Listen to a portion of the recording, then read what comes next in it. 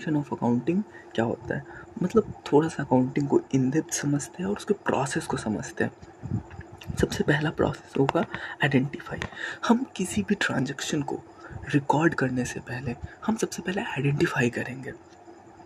तो हम उसके सोर्स को आइडेंटिफाई करेंगे और देखेंगे कि क्या ये फिनेंशियल ट्रांजैक्शन है या नहीं है। फिनेंशियल ट्रांजैक्शन अगर होगा तो हम उसको रिकॉर्ड कर देंगे, अनलेस उसको रिकॉर्ड नहीं करेंगे। तो सबसे पहले आइडेंटिफाई करते हैं। जैसे एक बिजनेस है, बिजनेस ने सेल किया, तो क्या ये जो सेल हुआ है ये फिनेंशियल ट्रांजैक्शन है? तो आंसर आएगा हाँ है। तो हम क्या करेंगे, इसको रिकॉर्ड करेंगे। तो फर्स्ट स्टेप ही अकाउंटिंग का बोलता है कि पहले आप आइडेंटिफाई करो कि ये फिनेंशियल ट्रांजैक्शन है या नहीं है।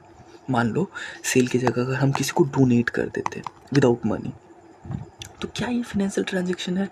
तो आंसर आता नहीं, ये फिनेंशियल ट्रांजैक्शन नहीं है, तो हम इसको रिकॉर्ड नहीं करते। तो सबसे पहला अकाउंटिंग का प्रोसेस ही में ही यही आता है कि भाई वो आप आइडेंटिफाई करो कि ये फिनेंशियल ट्रांजैक्शन है तो रिकॉर्ड होगा, नहीं तो नहीं होगा। अब क्या हुआ, अगर फिनेंशियल ट्रांजैक्शन है तो हम उसको सेकंड स्टेप रिकॉर्ड करते हैं। जब भी हम रिकॉर्ड करते हैं बुक्स ऑफ अकाउंट में, it will be in term of money, मतलब पैसों में। जैसे सेल किए तो सेल किए मान लो ₹100 का, तो ये जब भी हम रिकॉर्ड करते हैं तो वो पैसों के टर्म में रिकॉर्ड करते हैं इसमें, ठीक है। और इस रिकॉर्डिंग फेज को ही कहीं ना कहीं जर्नल बोलते हैं, जो कि आप आगे चल के जानोगे कि हाँ जर्नल एंट्री पास करना, that is the recording phase. After recording that transaction, कि मान लो सेल, एक एग्जांपल लेके चलते, सेल हमने ₹100 का सेल किया, तो सबसे पहले देखेंगे हाँ भाई आइडेंटिफाई करो whether it is financial transaction और नॉट। हाँ फिनेंशियल ट्रांजेक्शन है तो हम उसको रिकॉर्ड कर दिए इन टर्म ऑफ मनी। आगे हम क्या करते हैं, उसके बाद क्लासीफाई करते हैं। After recording so much of transaction like sales and purchase, हम क्या करते हैं, क्लासीफाई करते हैं कि जितना भी सेल जो है उसको एक जगह रख दिए और जितना भी परचेज है उसको एक जगह लिख दिए। मतलब grouping of all the transaction at one place, similar nature का ट्रांजेक्शन एट वन प्लेस। मतलब हम जितने भी ट्रांजेक्शन है जो कि सिमिलर नेचर का है उसको एक जगह रिकॉर्ड कर दिए। जैसे सेल, पूरे साल में जितना सेल हुआ उसको एक जगह रिकॉर्ड कर दिए, पूरे साल में जितना परचेज हुआ उसको एक जगह लिख दिया। That is the classification. Next, classify करने के बाद हम समराइज करते हैं।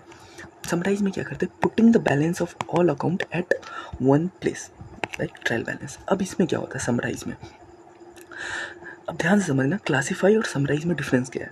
आप क्लासीफाई करते हो मतलब सेल वाले ट्रांजेक्शन को एक जगह लिख देते हो। मान लो एक पूरे 1 ईयर के पीरियड में आपको सेल 1000 मतलब ट्रांजेक्शन हुआ सेल का, तो वो 1000 ट्रांजेक्शन को एक जगह पे लिखना इसको क्लासीफाइंग बोलते हैं। बट उस जो भी 1000 ट्रांजेक्शन्स हैं जो भी हो रहे हैं उसको पूरा जोड़ के, कि पूरा का पूरा ट्रांजेक्शन को ऐड करके कितना आया, डायरेक्ट आपने लिख दिया कि sale for the period is 50 lakhs। अब उनको कैलकुलेट करके उनका जो बैलेंस आप लिखोगे ना, दैट इज़ कॉल्ड समराइजिंग। तो आपने क्लासीफाई में क्या करता है, सेल परचेज को सिर्फ अलग अलग कर देते हो, एंड देन समराइज में क्या करते हैं, एक बैलेंस उस सबको ऐड करके या जो भी सेल रिटर्न होगा सबको माइनस करके एक जगह पे आप लिख देते हो कि सेल 50 हुआ और मान लो परचेज 20 lakhs रुपीज़ हुआ। This is called summarising.